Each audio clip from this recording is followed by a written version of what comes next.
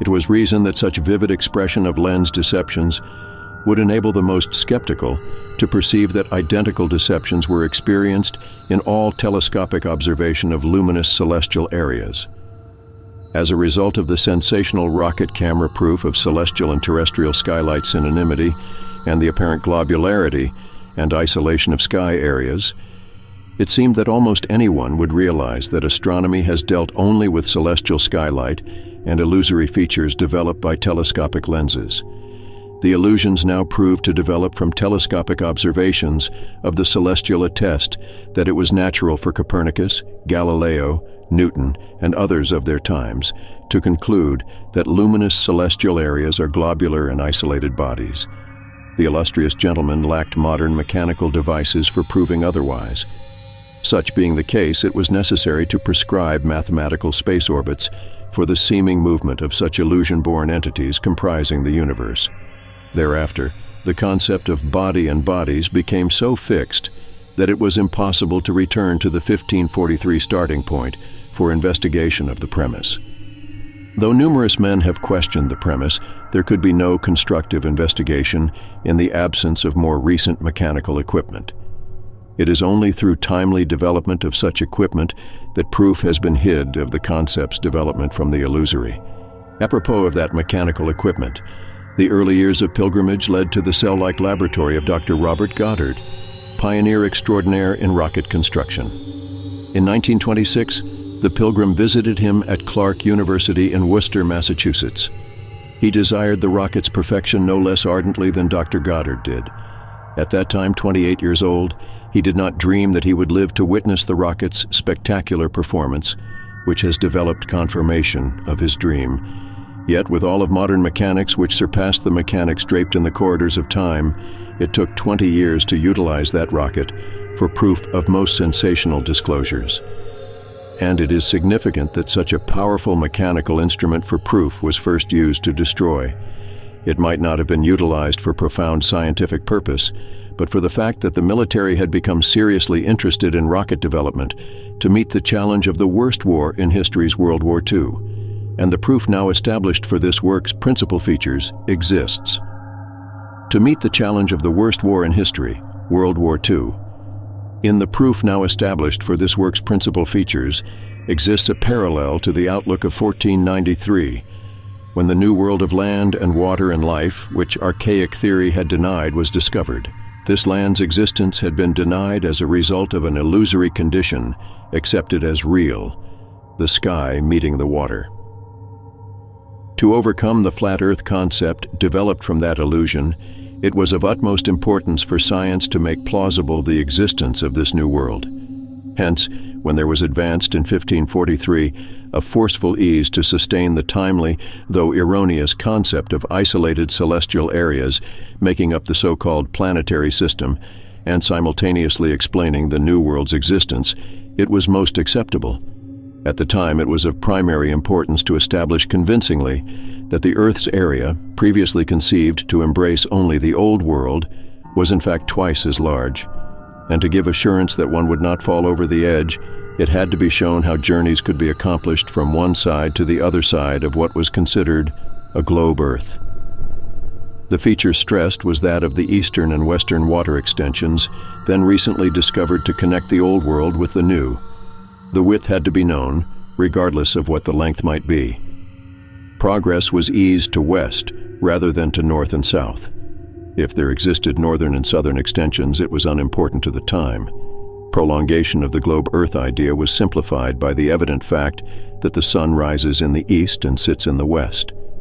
And it was further advanced through understanding that one could sail to the west and ultimately arrive at points in the east.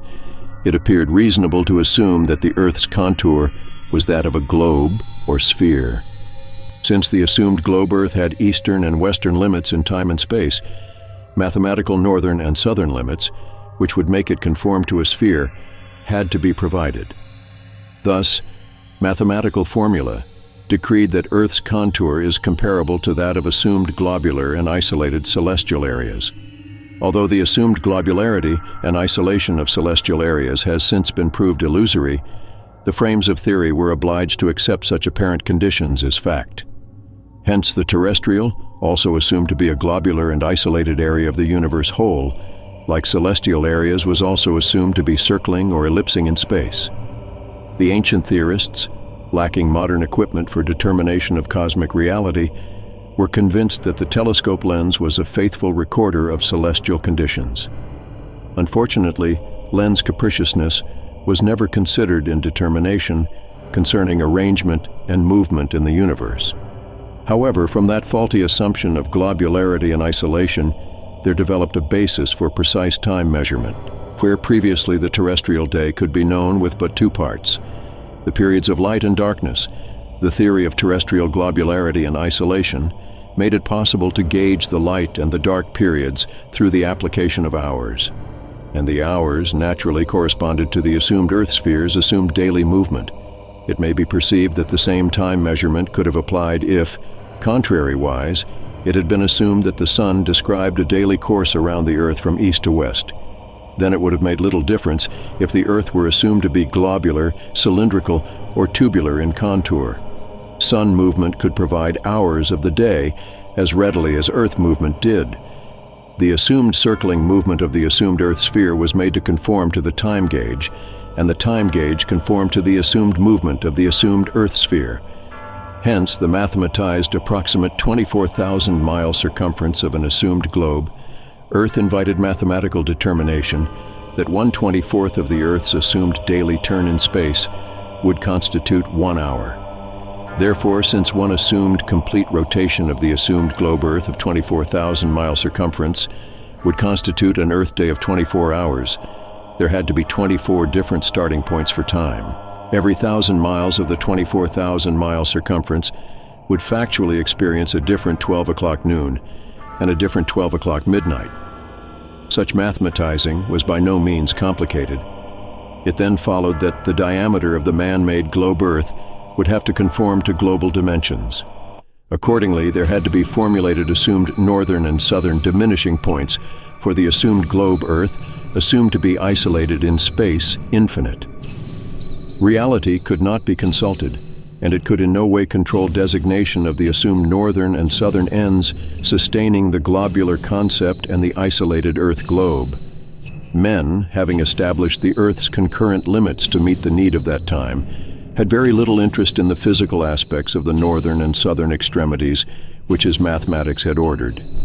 His interest was centered in travel east to west from the Old World for a conquest of the Western New World.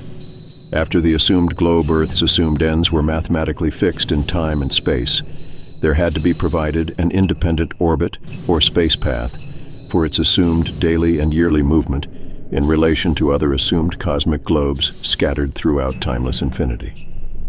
They too had to be made to conform to the mathematical order perfecting man's illusory universe.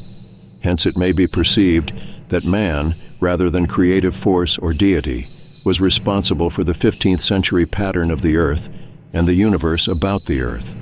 Nevertheless, the pattern woven from illusion served a purpose and filled in need of that time. It can be readily realized that the interest of 400 years ago could not, and need not, be in any constructive manner directed toward the assumed ends of the assumed Earth globe. Lack of factual knowledge of the Earth's northern and southern extent explains why the most famous of American explorers, as recently as February 1947, was impelled to describe the endless land extending beyond the assumed northern end of the Earth, of the great unknown. Though the universe structure imposed by the Copernican theory was developed from illusion, the misinterpretation of values bestowed certain benefits upon men of that era. It afforded adequate general understanding of this new world reality, and it provided a necessary and most helpful gauge of time, even though, in so doing, it prescribed a series of fanciful movements for assumed cosmic globe bodies which, in common with the assumed Earth globe body, seemingly constitute the universe whole. Unfortunately, in providing such benefits, there also developed the very questionable benefit of belief that men would fall off the Earth ends north and south instead of the Earth's edges east and west. Theory may persistently oppose theory, but only fact can displace theory. The facts of our time disclose the fallacy of assumptive Earth ends north and south. Such facts of modern discovery provide abundant evidence that land and water extends indefinitely beyond both the sumptive ends prescribed by theory of 1543. 20 years of deepening research into stratosphere darkness confirms the 1926 disclosure that every area of the Earth's outer sky surface, regardless of its size, presents a photographic replica of all that which has been observed of the universe about us. This feature alone provides conclusive evidence that things are not what they seem throughout the created universe. It proves that telescopically detected celestial light is the same skylight that has been proved to cover the Earth. Hence, it is established that underlying all celestial lights is the same atmospheric density as that of the Earth, which makes the sky possible. It is shown that the gaseous sky content making our outer sky surface luminous against dark stratosphere background is the same gaseous substance making celestial luminosity.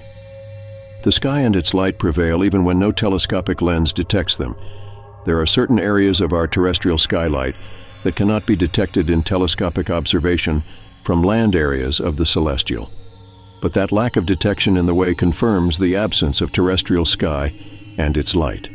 Therefore, in the modern facts of discovery, confirming the presence of similar celestial skylight and atmospheric density as that which is known to prevail at terrestrial level, there is sufficient evidence that similar terrestrial vegetation and life exist throughout the universe whole. Photography stratosphere photographs prove how the lens develops curves which are seen as disks. They are purely illusory, and they impose a globe body delusion. This trickle illustration expresses the historical sequence of events, confirming the camera lens development of the deceptive curve. They confirm the physical continuity of the universe. On the left is depicted the beginning of curve development by the camera lens utilized in Augusta Picher's stratosphere ascent of May, 1931, that achieved an altitude of 10 miles. Where Picher had barely penetrated through our familiar blue sky, there is shown the beginning of lens-produced curvature of that particular sky area that appeared as an illuminated upturned disk.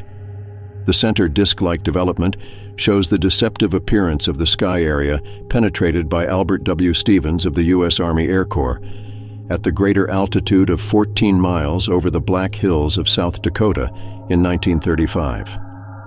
The greater altitude permitted development of full curvature, which is detected as a disk. It represents completion of lens function, which develops the partial upturned disk into a full disk.